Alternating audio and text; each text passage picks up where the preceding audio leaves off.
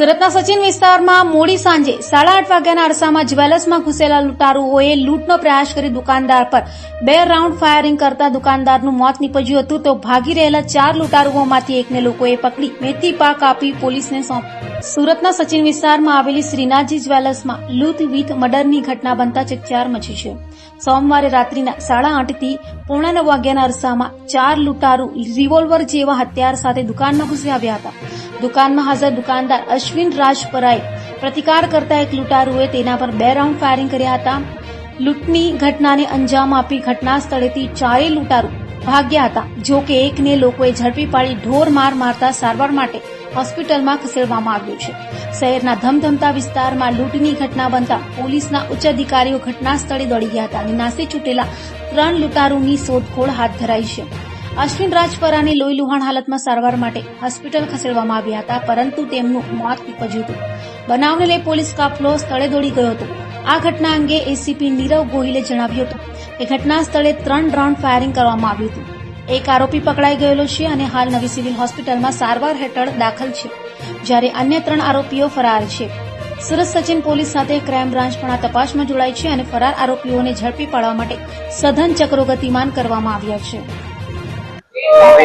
कल शाम को करीबन 8 साढ़े 8 बजे श्रीनाथ जी ज्वेलर्स में लूट का बनाव बना है और जो चीज था उसने फायरिंग करके जो श्रीनाथ जी ज्वेलर्स का जो ओनर था उसको इंजर किया और सिविल हॉस्पिटल में ले गया था। वहाँ उसका डेथ हो गया था। और दूसरा दोनों श्रीनाथ जी दोनों भाई साथ में ज्वेलर्स की दुकान बंद कर रहे थे, तब ये बनाव बना है। अभी सूरत शहर का डीसीपी क्राइम ब्रांच डीसीपी और हमारा सर्विलांस कोर्ट ये इन्वेस्टिगेशन कर रहा है। एक पकड़ा गया है और तीनों भाग गए हैं। हमारी टीमों बना के उसको पकड़ने के लिए कार्यवाही चालू है। सर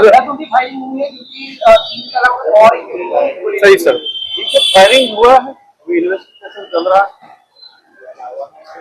सर कितनी टीमें बनाई गई है? पूरी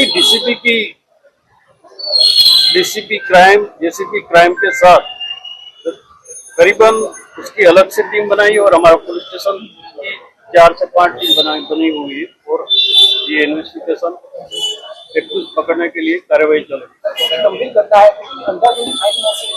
हम कार्यवाही कर रहे, फायरिंग हुआ, पुलिस तपास करी, एक एक्यूज पकड़ा गया, तीनों का नाम भी मिल गया है। आगे का इन्वेस्टिगेशन अभी चल रहा है।